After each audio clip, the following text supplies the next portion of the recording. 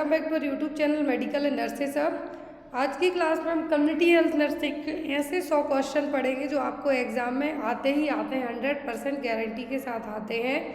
तो आपके नॉर्सेट एग्ज़ाम के ज़्यादा दिन नहीं बचे हैं, ना ही आपके HSSC या फिर ग्रुप 5 एग्ज़ाम के ज़्यादा दिन बचे हुए हैं। तो ये क्वेश्चन सभी एग्ज़ाम्स में आपकी इतने अच्छे तरीके से हेल्प करने वाले हैं कि आप कहीं का भी कोई सा भी पेपर दे लीजिए, आपको ये क्वेश्चन आएंगे ही आएंगे, ये मेरी गारंटी है सबसे।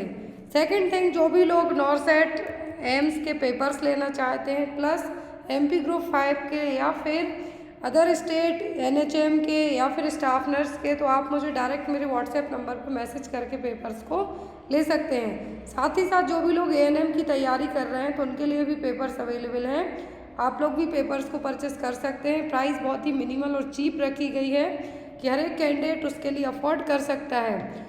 MP ग्रुप 5 के लिए आपको ओनली 75 रुपीज़ पे करना होगा। यदि आप नॉर्सेट प्लस एम्स प्लस मॉस्बी की बुक PDF लेते हैं तो आपको उसका ओनली 175 रुपीज़ पे करना होगा। या फिर आप UP NHM CHO या फिर all India state CHO paper लेना चाहते हैं तो वो पेपर्स भी आपको अवेलेबल हो जाएंगे।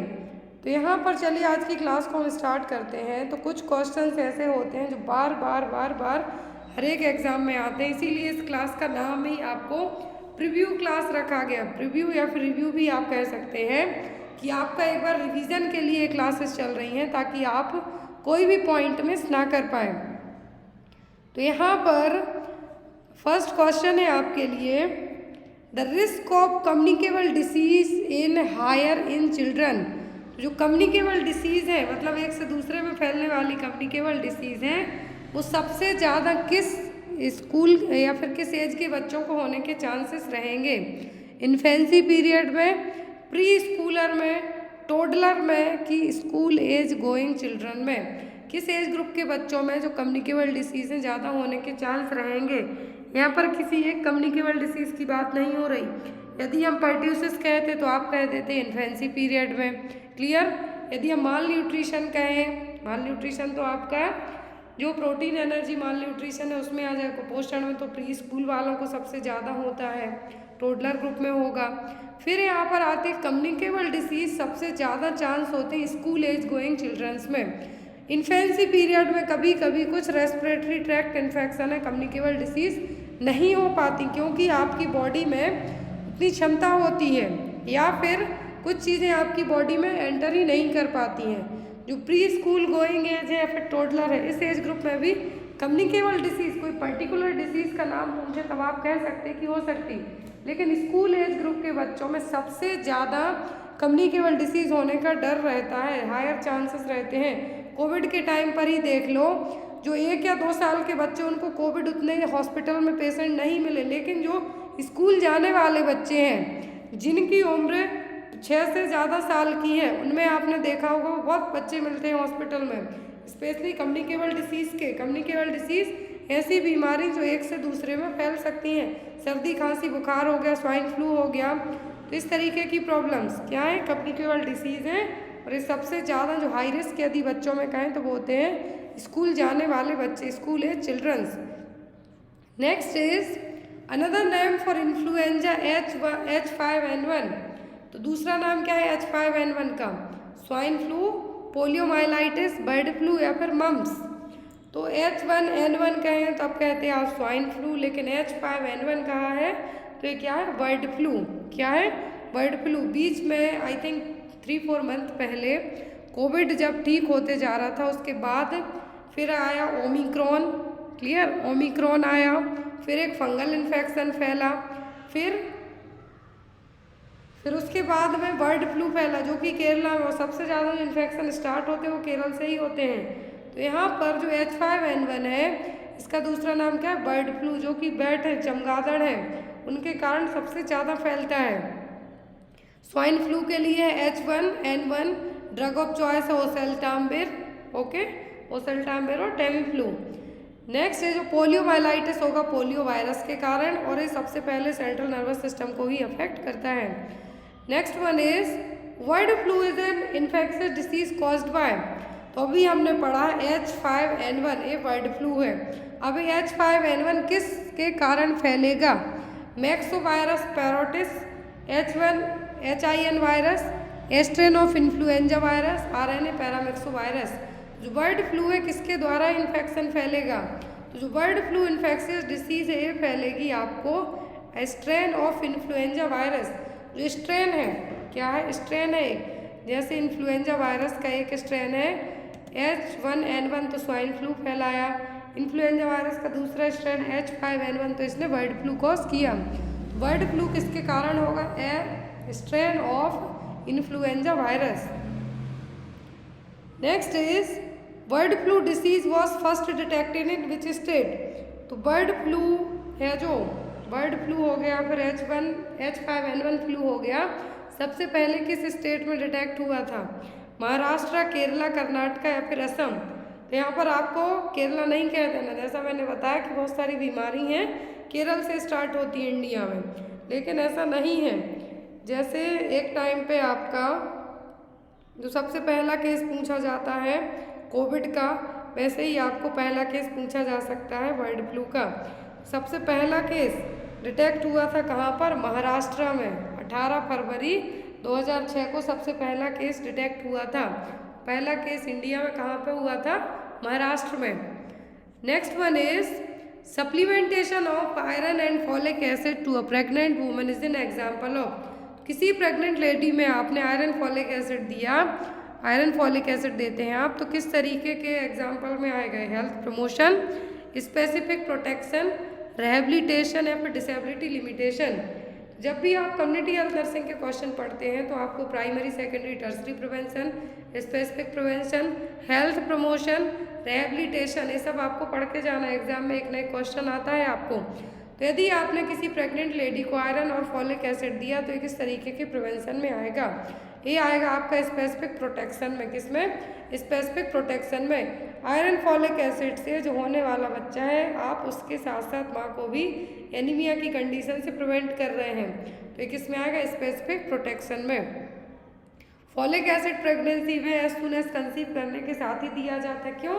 ताकि बच्चे को हम न्यूरल डिफेक्ट से प्रिवेंट कर सकें, स्पाइना बाइफिडा से प्रिवेंट कर सकें। ऐसे ही आयरन दिया जाता है 3rd मंथ की प्रेगनेंसी के बाद, ताकि माँ को जब डिलीवरी हो उस टाइम पे और प्रेगनेंसी के टाइम पे आप एनीमिया से प्रिवेंट कर सकें। तो ये आएगा आपका स्पेसिफिक प्रोटेक्शन में। Next one is the incubation period of bird flu. तो बर्ड फ्लू और एवियन फ्लू का इंक्यूबेशन पीरियड कितना होगा? 2 to 4 days, 3 to 5 days, 2 to 5 days या फिर 3 to 6 डेज। तो बर्ड फ्लू है, सीजनल फ्लू है, स्वाइन फ्लू, इन सभी के सिम्टम्स हैं जो मिलते जुलते देखने को मिलते हैं, लेकिन इनका इंक्यूबेशन पीरियड थोड़ा सा अलग होता है। तो बर्ड फ्लू का जो इंक्यूबेशन पीरियड होता है 2 से 5 दिन का। कितना? 2 to 5 डेज का। Next one is disease like more people in India that HIV, AIDS, malaria, leprosy etcetera. तो कौन सी और डिसीज़ है? जैसे कि इंडिया में एड्स है, HIV, मलेरिया, लेप्रोसी होता है, वैसे ही और कौन सी डिसीज़ होती है? Chicken pox, small pox, swine flu या फिर ट्यूबरक्लोसिस। और कौन सी डिसीज़ होती है इंडिया में? जैसे इंडिया में एड्स फैलता है, मलेरिया होता है, लेप्रोसी होती है, वैसी और कौन सी डिसीज़ होती है? चिकन पॉक्स, स्मॉल पॉक्स तो बहुत ही रेयरली देखने को मिलता है। स्मॉल पॉक्स तो एरेडिकेट भी हो चुका है अकॉर्डिंग टू WHO के। स्वाइन फ्लू के कम ही केस देखने को मिलते हैं और ये फैलता है जब तो एक से दूसरे में टाइम नहीं लेता। लेकिन जो कॉमनली कम्युनिकेबल डिसीज़ जो देखने को मिलती हैं वो होती हैं tuberculosis. Tuberculosis disease like more people in India that HIV, AIDS, malaria, leprosy etcetera. मतलब जैसे एड्स, मलेरिया, लेप्रोसी हो गई, लेकिन इससे ज़्यादा इंडिया में TB फैलती है। सबसे ज़्यादा इंडिया में क्या है? Tuberculosis as compare to HIV, AIDS, malaria और लेप्रोसी के। Next one is the new WHO stop tuberculosis strategy released in. तो WHO ने TB को स्टॉप करने के लिए एक स्ट्रेटेजी अपनाई थी। तो ये कब अपनाई थी? 2000, 2004, 2006 या 2010 में। वर्ल्ड हेल्थ ऑर्गेनाइजेशन ने एक स्ट्रेटेजी अपनाई थी जो TB को क्या करना है, हमें स्टॉप करना है, तो इसके लिए तो वो अपनाई थी 2006 में। कब? 2006 में। National tuberculosis control programme exam में आपको आता है। डॉट्स थेरेपी आती है, कई बार बता चुके हैं, तो आपको एक बार रिवाइज कर लेनी है। Next one is acquired immunodeficiency syndrome has emerged as one of the most serious public health problem in country after reporting of the first case इन।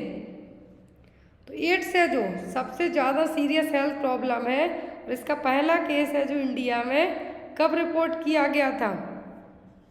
1980 में, 1986, 1988 या फिर 1990 में। तो एड्स का एक्वायर्ड इम्यूनोडेफिशिएंसी सिंड्रोम एक ऐसी most serious public health problem है जो कि एक सेक्सुअली ट्रांसमिटेड डिसीज़ है और इसका पहला केस कब रिपोर्ट हुआ था इंडिया में? 1986 में। कब? 1986 थे। एड्स के लिए नेको प्रोग्राम आया था, एड्स कंट्रोल करने के लिए इसकी फेज आई थी। तो यहाँ पर जो एड्स का जो acquired immunodeficiency syndrome HIV virus है इसके लिए रिस्पॉन्सिबल।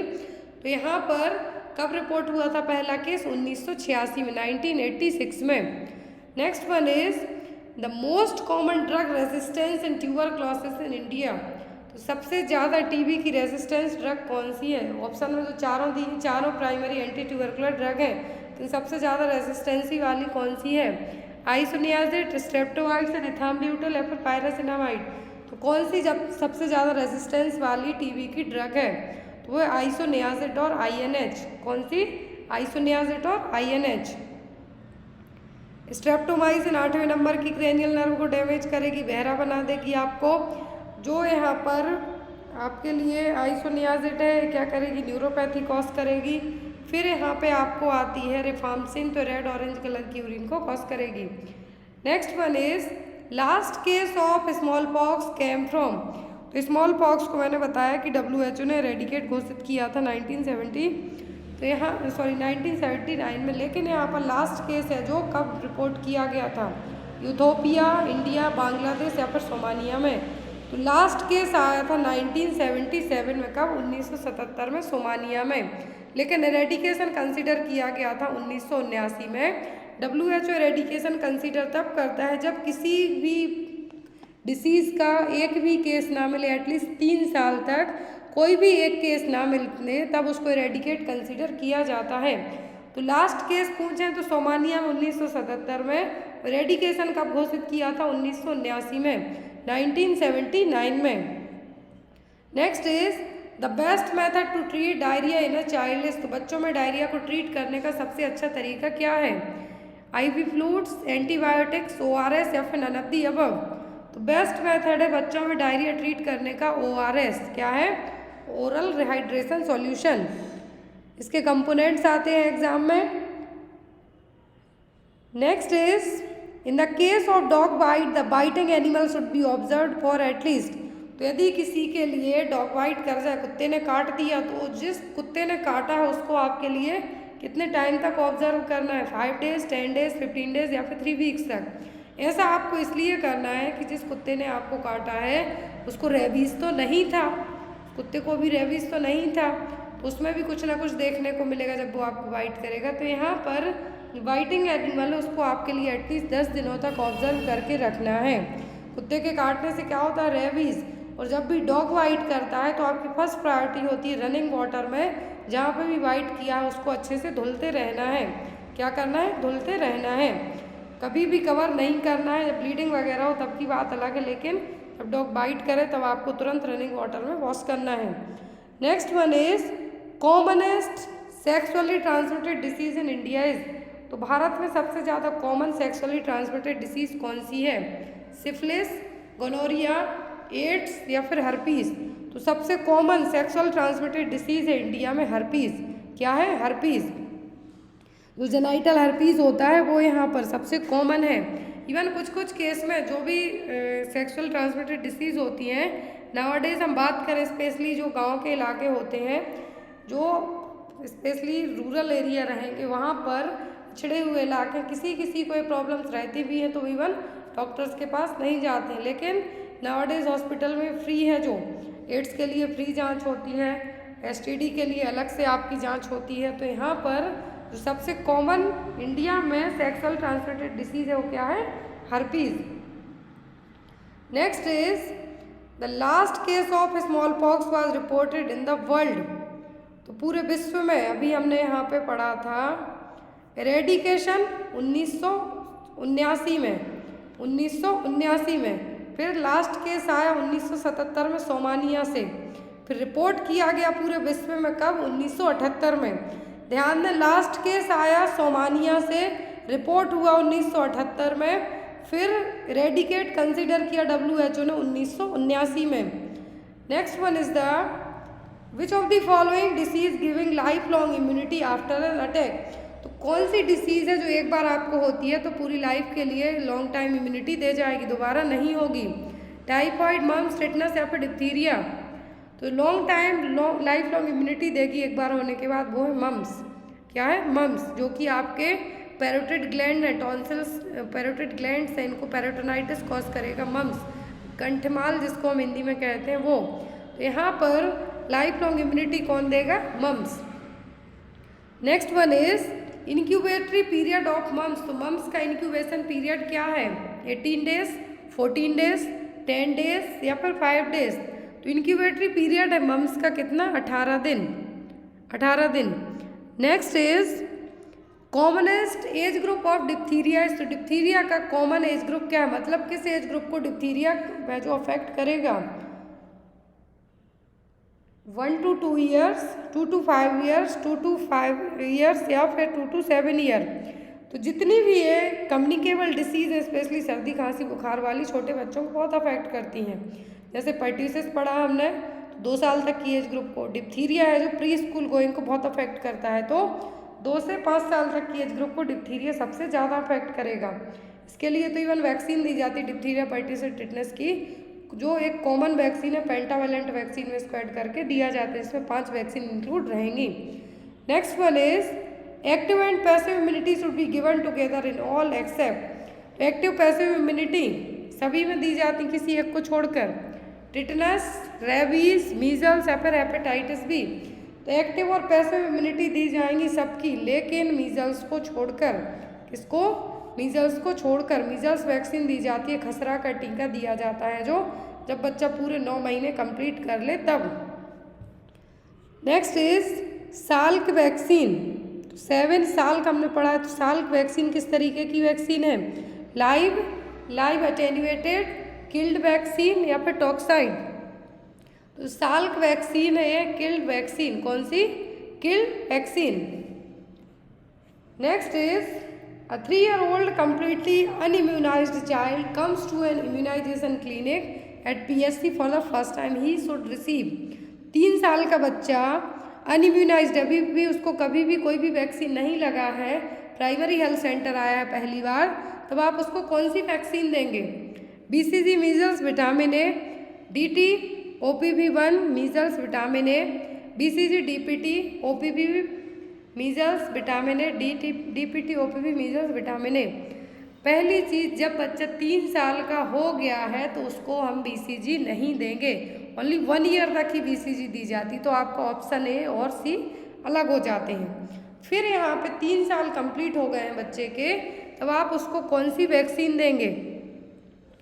जब बच्चे की उम्र 3 साल हो गई है तब आप उसको डिप्थीरिया और टिटनस, क्योंकि पर्ट्यूसिस 2 साल तक की एज ग्रुप में ही होता है, तो यहाँ पे पर्ट्यूसिस की ज़रूरत नहीं है। Diphtheria, tetanus first dose, OPV, measles और विटामिन ए बस देंगे। क्लियर है? Next is most heat sensitive vaccine is. तो मोस्ट हीट सेंसिटिव वैक्सीन कौन सी है? BCG, पोलियो, मीजल्स या फिर DPT। तो मोस्ट हीट सेंसिटिव वैक्सीन है कौन सी? पोलियो। कौन सी है? Polio. Next is all of the following are statements are true about congenital rubella except. Congenital rubella मतलब बच्चा जब जन्म लेता है उसी टाइम से उसको रूबेला हुआ है, सभी पॉइंट सही है किसी एक को छोड़कर। It is diagnosed when the infant has IgM antibodies at birth. It is diagnosed when IgG antibodies persist for more than 6 months. Most common congenital defects are deafness, cardiac malformation and cataract. Infection after 16 weeks of gestation result in major congenital defect. सबसे पहली चीज़ rubella के लिए, जब आपकी pregnancy confirm होती है, rubella के लिए IgM टेस्ट करवाया जाता है। तो यहाँ पर जब यदि इनकेस पॉजिटिव निकलता है तो बच्चे में भी होगा। फिर IgG एंटीबॉडी डायग्नोज की जाती है। फिर यहाँ पर है कंजेनाइटल डिफेक्ट होने का खतरा सबसे ज़्यादा रहेगा। लेकिन यहाँ पर है जो infection after 16 week of gestation result in major congenital defect, तो यहाँ पर आपका आंसर होगा option number D. Next is which of the following statement is true regarding pertussis, तो पर्ट्यूसिस को लेकर सबसे सही पॉइंट्स क्या है? Neurological complication rate of DPT is 1 in 50,000, vaccine efficacy is more than 95%, erythromycin prevents spread of disease between children, या फिर leukocytes correlate with the severity of cough. तो पर्ट्यूसिस को लेके सही पॉइंट यहाँ पर क्या है? तो पर्ट्यूसिस का सबसे सही पॉइंट है कि बच्चों में पर्ट्यूसिस को रोकने के लिए आप इरिथ्रोमाइसिन दे सकते हैं। क्या दे सकते हैं? इरिथ्रोमाइसिन एज अ प्रोफाइलैक्सिस के तौर पर। और पर्ट्यूसिस सबसे ज़्यादा 2 साल के बच्चों को ही अफेक्ट करेगा। Next is the infectivity of chicken pox last for, तो इन्फेक्टिविटी पीरियड चिकन पॉक्स सबसे ज़्यादा इन्फेक्शियस, मतलब सबसे ज़्यादा दूसरों को आप इन्फेक्शन कब दे सकते हैं? Till the last scabs falls off, 6 days after the onset of rashes, या फिर 3 days after the onset of rashes, और till the fever subside. Chickenpox में छोटी माता जिसको आप कहेंगे, सॉरी बड़ी माता जिसको आप कहते हैं, वो क्या कब तक रहेगा? 6 days after the onset of rashes.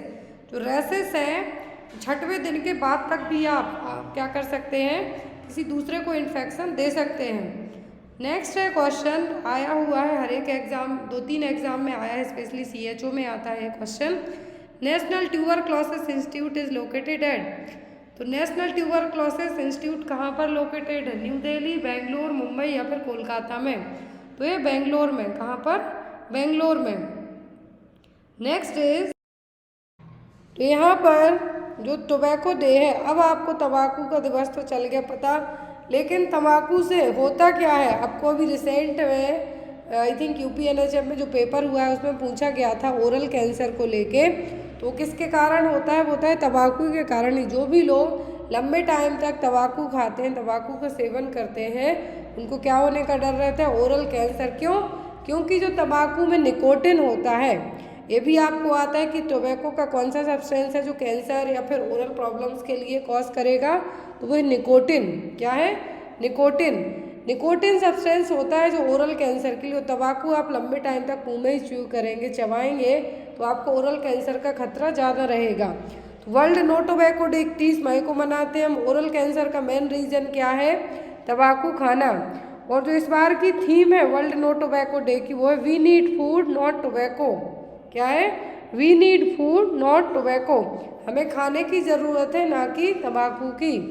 फिर यहाँ पर 2 डेज और ऐड किए गए हैं। वर्ल्ड मेंटल हेल्थ डे, तो हर साल विश्व मानसिक दिवस 10 अक्टूबर को मनाते हैं। क्यों मनाते हैं? कि जो मेंटल हेल्थ का मतलब है यहाँ पर आपकी मानसिक प्रॉब्लम, आपका मेंटली स्वस्थ, जितना आपका फिजिकली स्वस्थ रहना जरूरी है उतना मेंटली भी स्वस्थ रहना जरूरी है। मेंटल हेल्थ के प्रति अवेयरनेस फैलाने के लिए कि इनकेस आपको कुछ मेंटल प्रॉब्लम है भी तो आप डॉक्टर्स के पास ट्रीटमेंट लेने जाइए, झाड़ फूक के चक्कर में मत पड़िए। तो ये क्या है? मेंटल हेल्थ डे इसलिए मनाया जाता है। फिर आता है डायबिटिक डे, मधुमेह दिवस, तो ये मनाते हैं कब? 14 नवंबर को। जिस दिन हम चिल्ड्रंस डे मनाते हैं उसी दिन मधुमेह दिवस भी मनाते हैं। Clear? Next one is the cause of temporary hardness of water, तो पानी की जो हार्डनेस होती है उसका मेन रीज़न क्या है? कार्बोनेट्स, सल्फेट्स, क्लोराइड्स, या फिर कैल्शियम। तो पानी की जो हार्डनेस होती है, टेम्पररी हार्डनेस होती है कार्बोनेट्स के कारण। अब यहाँ पर आपको टेस्ट पूछे जाते हैं, तो जो टेस्ट होते हैं क्लोरीनेशन के लिए वो होता है ऑर्थोटिलिडीन टेस्ट, एग्जाम में आपको आता है। तो अब जितने भी आपको टेस्ट के बारे में जो भी डाउट्स होते हैं, तो आप लोग प्लीज़ आज की इस क्लास में कमेंट कीजिए। जितने भी टेस्ट हैं, ज़रूरी नहीं ऑर्थोटिलिडीन टेस्ट, अलग अलग टाइप के टेस्ट होते हैं, तो आप लोग कमेंट बॉक्स में कमेंट कीजिए। जो हमारा सेकंड शॉर्ट्स चैनल है उस पर आपको 1 मिनट में 5 या 10 टेस्ट तक, एक ही 2 मिनट या 1 मिनट की क्लास में 5-5, 10-10 टेस्ट मेडिसिन के नाम है जो आपको क्लियर करवाए जाएंगे। मे भी एक दिन में 5-5 है जो शॉर्ट्स वीडियो भी आपको अपलोड किए जा सकते हैं, जिसके आपके छोटे छोटे डाउट्स हैं वो वहाँ पे क्लियर कर दिए जाएंगे। तो टेम्पररी हार्डनेस ऑफ वाटर होती है किसके कारण? कार्बोनेट्स के कारण। और इसको रिमूव कैसे किया जाता है ये भी आपको आता है। तो एक तो होता है यदि क्लोरीनेशन कंबाइंड और रेसिडुअल क्लोरीन को हमें रिमूव करना है तो होता है orthotolidine test. Clear. Next one is the test for checking mean plasma glucose concentration over the last 2-3 months. तो कौन सा टेस्ट किया जाएगा जिसमें ग्लूकोज कंसंट्रेशन का पता चलेगा कि लास्ट 2 से 3 महीने में क्या रहा है? HbA1c, OGTT, oral glucose tolerance test, fructosamine test या फिर CGM। कौन से टेस्ट से पता चलेगा कि लास्ट 2 से 3 महीने में जो प्लाज्मा ग्लूकोज वैल्यू रही है वो क्या रही है? तो ये चलेगा आपको HbA1c टेस्ट से। किससे? HbA1c टेस्ट से। अब आपको यदि एलन टेस्ट आता है या फिर सिक टेस्ट आता है तो आपको पता सब है, लेकिन आपके वही मैंने जैसा आपको प्रीवियस क्वेश्चन में कहा है कार्बोनेट्स वाले में, हार्डनेस ऑफ वाटर वाले में, कि आप लोग प्लीज़ कमेंट बॉक्स में उन टेस्ट के नाम लिख सकते हैं। जो भी लोग क्लास को देख रहे हैं, आपको कौन से टेस्ट में क्या डाउट है, क्यों किए जाते हैं टेस्ट, या फिर किस पर्टिकुलर डिसीज़ के लिए कौन सा टेस्ट किया जाता है, तो वो आपको जो सेकंड शॉर्ट्स चैनल है उसमें आपको ओनली 1 मिनट, ज़्यादा टाइम आपका नहीं लिया जाएगा, 1 और 2 मिनट में आपके सभी डाउट्स क्लियर कर दिए जाएंगे। नेक्स्ट है यहाँ पर विच of the following observation is chartered on a partograph. तो पार्टोग्राफ में कौन सी ऑब्जर्वेशन देखने को मिलेंगी? Cervical cap, cervical dilatation, cervical length या फिर सर्वाइकल स्टिमुलेशन। तो कौन सी चीज़ें यहाँ पर आपको पार्टोग्राफ में देखने को मिलेंगी? पार्टोग्राफ के कंपोनेंट्स भी आपको एग्जाम में आते हैं, पार्टोग्राफ के कंपोनेंट्स भी आपको एग्जाम में आते हैं, और पार्टोग्राफ में आपको देखने को क्या मिलेगा? तो पार्टोग्राफ को कभी कभी पार्टोग्राम भी कहा जाता है। लेबर को ऑब्जर्व करने के लिए, रिकॉर्ड करने के लिए कितने जो डायलिटेशन हो रहा है, क्या कॉन्ट्रैक्शन आ रहे हैं, वो सब चीज़ें किससे पता चलेंगी? पार्टोग्राफ में। ग्राफ का मतलब होता है कि ग्राफिकल रिप्रेजेंटेशन दिखाई देगा आपको। जो आपके NST वगैरह किए जाते हैं तो वो भी कितने कॉन्ट्रैक्शन आ रहे हैं इनके लिए होते हैं। तो पार्टोग्राफ में क्या किया जाएगा? सर्वाइकल डायलिटेशन को पता किया जाएगा। इसके कंपोनेंट्स होते हैं पार्टोग्राम या फिर पार्टोग्राफ के। पेशेंट का आइडेंटिफिकेशन पता किया जा सकता है इसमें, क्या फीटल हार्ट रेट है, क्या डायलिटेशन हो रहे हैं, कितने यूट्राइन कॉन्ट्रैक्शन आ रहे हैं, क्या ब्लड प्रेशर है पेशेंट का। तो ये सब चीज़ें किसमें इंक्लूडेड होंगी? तो होंगी पार्टोग्राफ में। तो यहाँ पर बेस्ड ऑन योर ऑप्शन आपका है कि सर्वाइकल कैप के बारे में पता चलेगा, सर्वाइकल डायलिटेशन के बारे में पता चलेगा, सर्वाइकल लेंथ के बारे में पता चलेगा, कि सर्वाइकल स्टिमुलेशन के बारे में पता चलेगा। तो पार्टोग्राफ में किसके बारे में पता चलेगा? सर्वाइकल डायलिटेशन के बारे में, फीटल हार्ट रेट के बारे में, यूट्राइन कॉन्ट्रैक्शन के बारे में, पेशेंट के आइडेंटिफिकेशन पता चलेगा, कितने कॉन्ट्रैक्शन आ रहे हैं, किस तरीके से मेम्ब्रेन रप्चर हो रही है, तो ये किसमें पता चलेगा आपको? पार्टोग्राफ में। Clear. Next one is the which of the following option is the condition in which placenta is abnormally implanted in the lower uterine segment and partially or completely obstruct the internal cervical osses। ये देखिए यहाँ पर कौन सा option सही होगा कि जब प्लेसेंटा एबनॉर्मल तरीके से या तो लोअर यूट्राइन सेगमेंट में इम्प्लांट पार्शियली मतलब थोड़ा या फिर पूरा कंप्लीट तरीके से, जिससे जो सर्वाइकल ओस है वो क्या हो? इंटरप्ट हो। तो ये प्री एक्लैम्सिया है, प्लेसेंटा प्रीविया है, एक्लैम्सिया है या फिर एब्रप्टो प्लेसेंटा है। तो ये कौन सी सिचुएशन है? तो ये सिचुएशन कहलाएगी आपकी प्लेसेंटा प्रीविया। क्या होगी? Placenta previa.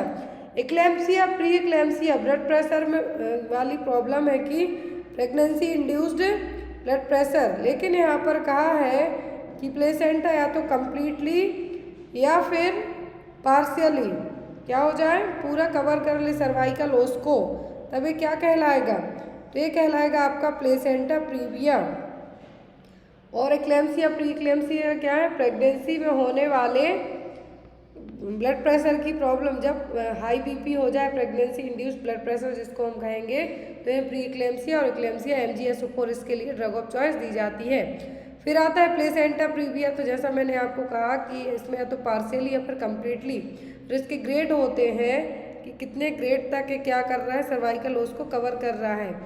फिर आता है एब्रप्टो प्लेसेंटा। तो एब्रप्टो प्लेसेंटा का मतलब होगा ऐसी सीरियस सिचुएशन या फिर प्रेगनेंसी में होने वाला कॉम्प्लिकेशन कि जो प्लेसेंटा है क्या डिटैच हो जाए, मतलब जनरली सेंटर पार्ट में क्या होना चाहिए, अटैच होना चाहिए, ये डिटैच हो जाए तो ये क्या कहलाएगा, एब्रप्टो प्लेसेंटा। और जो एंटीपार्टम हेमरेज होता है उसका मेन रीजन यही होता है क्या, एब्रप्टो प्लेसेंटा। पोस्टपार्टम का तो जनरली यूट्राइन एटोनी होगा, लेकिन यहाँ पर यदि APH का कॉज पूछते हैं मेनली तो वो होता है एब्रप्टो प्लेसेंटा, जिसमें प्लेसेंटा टाइम के पहले ही डिटैच होना स्टार्ट हो जाएगा। Next one is a patient is admitted with characteristics of a cycle of bingeing and compensatory behaviours like misuse of laxatives and self-induced vomiting designed to compensate for the effect of wine's eating. The patient is suffering from bulimia nervosa, narcolepsy, pica या फिर cataplexy. तो ऐसा मरीज जिसने एक बार में खूब खाना खा लिया लेकिन अब उसको लगता है कि वो मोटा हो रहा है तो वो लैक्सेटिव्स खाएगा, वॉमिटिंग को इंड्यूस करेगा। लैक्सेटिव क्यों खाएगा, ताकि उसका जो खाया पिया है उसने जल्दी से बाहर निकल जाए, सब स्टूल सॉफ्ट करने के लिए दिया जाता है लैक्सेटिव्स, वो खा लेगा। सेल्फ इंड्यूस्ड वॉमिटिंग करेगा, मुंह में उंगली डाल डाल के वॉमिटिंग करेगा। क्यों, क्योंकि उसने इतना सारा खाया है तो अब उसको बाहर निकालना है।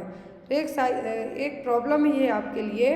तो एक कौन सी डिसीज़ होगी, बुलिमिया नर्वोसा, नार्कोलेप्सी, पाइका या फिर कैटाप्लेक्सी। तो ये कौन सी प्रॉब्लम कहलाएगी, तो ये प्रॉब्लम होगी क्या होगी, बुलिमिया नर्वोसा। क्या है, एक होता है एनोरेक्सिया नर्वोसा जिसमें मरीज खाना नहीं खाने लगता है, दूसरा होता है बुलिमिया नर्वोसा खाएगा खूब, या तो लैक्सेटिव खाएगा या फिर मुंह में उंगली डाल के वॉमिटिंग कर देगा। तो ये क्या हो गया, बुलिमिया नर्वोसा। नार्कोलेप्सी का मतलब होगा कि पर्सन की जो स्लीप साइकिल है क्या है, वो डिस्टर्ब्ड हो जाना। क्या है, पर्सन की स्लीप साइकिल का डिस्टर्ब्ड हो जाना, या फिर दिन में बहुत ज़्यादा नींद आना है। ज़रूरी नहीं कि आपको दिन में नींद आ रही तो आपको नार्कोलेप्सी हो गया। दिन में नींद आपको थकावट के कारण भी आ सकती है, कुछ अदर रीज़न से भी आ सकती है, लेकिन ये क्रॉनिक स्लीप डिसऑर्डर है जिसमें आपको डे टाइम में बहुत ज़्यादा ड्राउजीनेस रहेगी, पूरे दिन जमा ही लेंगे आप कि आपको नींद आ रही है। पाइका का मतलब होगा नॉन ईटेबल सब्सटेंस खाना। नॉन ईटेबल का मतलब है जो चीज़ें खाने लायक नहीं है, वो क्या कहलाएगा, पाइका। फिर आता है यहाँ पर आपका कैटाप्लेक्सी। कैटाप्लेक्सी का मतलब होगा कि आपका sudden loss of muscle tone, जब पर्सन चल रहा हो या फिर घूम रहा हो तो अचानक से उसके मसल्स में क्या हो जाना, इनवॉलेंट्री मूवमेंट देखने को मिलना। Next one is the what is the haematochezia. Haematochezia का मतलब क्या है, bleeding through ear, bleeding through rectum, blood in amniotic fluid या फिर ब्लीडिंग थ्रू द नोज। क्या टर्म यूज़ किया जाएगा हेमेटोचेजिया के लिए, तो हेमेटोचेजिया के लिए जो टर्म यूज़ होगा वो होगा ब्लीडिंग थ्रू द रेक्टम। कहाँ से ब्लीडिंग होना, रेक्टम से ब्लीडिंग का होना। अब ये या तो हेमरॉइड्स के कारण हो सकता है, पाइल्स में हो सकता है, या फिर हार्ड कॉन्स्टिपेशन के कारण भी कभी कभी हो सकता है। तो क्या होगा, हेमेटोचेजिया। नोज से ब्लीडिंग होती है तब हम इसको क्या कहेंगे, एपिस्टैक्सिस। एक टर्म यूज़ होता है मेलेना। क्या है, मेलेना। तो मेलेना में स्टूल के साथ ब्लड आएगा, लेकिन हेमेटोचेजिया में रेक्टम से ओनली ब्लीडिंग बस हो रही है। जहाँ पर भी हीम ब्लड जुड़ जाए मतलब वहाँ पे ब्लड तो आ ही रहा है। Next one is nursing personal of all level are planning to deliver proper services to the community either in hospital or in community. This is an example of। तो नर्सिंग पर्सनल प्लानिंग कहा है कि हर एक level पर आपको hospital और community में दोनों तरीके से, तो किस तरीके का एग्जाम्पल होगा, प्लान करना है आपको। यहाँ पर ऑपरेशनल प्लानिंग है, एडमिनिस्ट्रेटिव है, डायरेक्शनल है कि पॉलिसी प्लानिंग है। ये देखिए यहाँ पर कहा है सर्विसेज डिलीवर करना है। क्या है, प्रॉपर सर्विसेज डिलीवर करने वाली प्लानिंग कौन सी कहलाएगी, वो होगी आपकी ऑपरेशनल प्लानिंग। क्या है, operational planning. Next and most important question आपको एग्जाम में आता है, common site for pressure ulcer development in supine position is. तो यदि आप सीधा स्ट्रेट लेटे रहते हैं तो आपको किस जगह पर प्रेशर अल्सर और डेक्यूबिटस अल्सर होने के चांसेस रहेंगे? Heel, sacrum, back of the head, knee, ilium, side of head, toes, knees, cheeks and ears, chest, abdomen, shoulder. तो अब आप बताइए कि आप सुपाइन पोजीशन में लेटे हैं तो आपको एब्डोमेन में कैसे डेक्यूबिटस और प्रेशर अल्सर होंगे, नी पे कैसे होंगे, और आपको यहाँ पर फिर जो फर्स्ट ऑप्शन बचता है, क्या है फर्स्ट ऑप्शन? तो क्या होगा आपका? हील्स, सैक्रम और बैक ऑफ द हेड। यदि आप लॉन्ग टर्म तक जो बेड रिडन पेशेंट, इसीलिए उनको बार बार पोजीशन चेंज करने के लिए कहा जाता है, ताकि उनकी पोजीशन चेंज करने से क्या होगा, ब्लड सर्कुलेशन प्रॉपर होगा और प्रेशर अल्सर से आप उनको बचा सकते हैं। तो यहाँ पर यदि प्रेशर अल्सर, यदि आप लॉन्ग टाइम तक सुपाइन पोजीशन में है, कॉमन साइट क्या होगी? हील्स, सैक्रम एंड, और इसके लिए जो स्केल यूज़ की जाती है वो कौन सी स्केल है? वो ब्रैडन स्केल। क्या है? Braden scale. इसकी 4 स्टेज होती हैं प्रेशर अल्सर के लिए, first, second, third, fourth. Last में आपकी बोन्स, नर्व सब अफेक्ट होगा। और जो फर्स्ट स्टेज होती है इसमें स्किन ब्रोकन नहीं होगी, सेकंड में स्किन ब्रोक होगी, थर्ड स्टेज में मसल्स भी इन्वॉल्व हो जाएंगी और लास्ट में आपके बोन्स, नर्व सब कुछ इन्वॉल्व रहेगा। नेक्स्ट वन है यहाँ पर, Which of the following enema helps to expel flatus from the rectum and relieve distension secondary to flatus? तो कौन सा एनीमा हेल्प करेगा?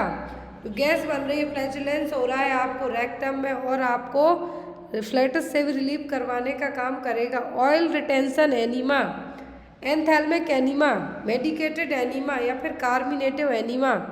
तो साइड लेफ्ट लेटरल पोजीशन है जो यूज़ की जाती है एनीमा देने के लिए, एग्जाम में आती है।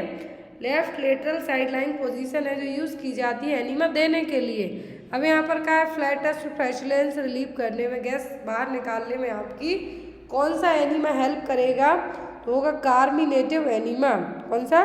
Carminative enema. एंथेल्मिक एनीमा दिया जाता है जिस भी पर्सन को हेलमिंथिक इन्फेस्टेशन हुआ है, तो जो हेलमिंथीज है उनको बाहर निकालने के लिए दिया जाएगा। मेडिकेटेड में कुछ मेडिसिन डायरेक्ट एनीमा के थ्रू ही दी जाती हैं। तो यहाँ पर कार्मिनेटिव एनीमा किसके लिए दिया जाएगा?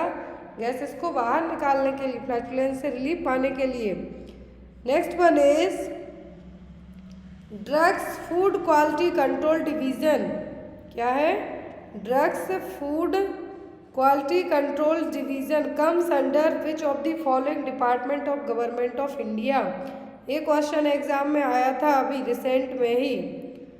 तो drugs food quality control division किसके अंदर आएगा?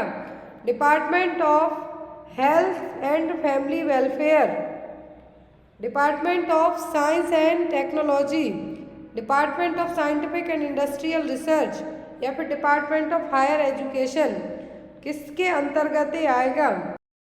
Department of health and family welfare.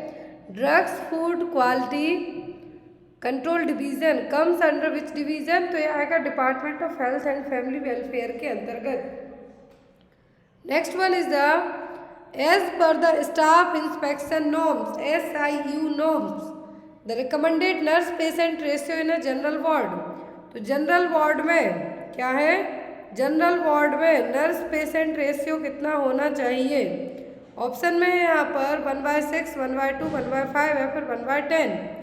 Nurse patient ratio आपको एग्जाम में आता है, तो यदि जनरल वार्ड में पूछते हैं तो कितना होगा? 1/6। कितना?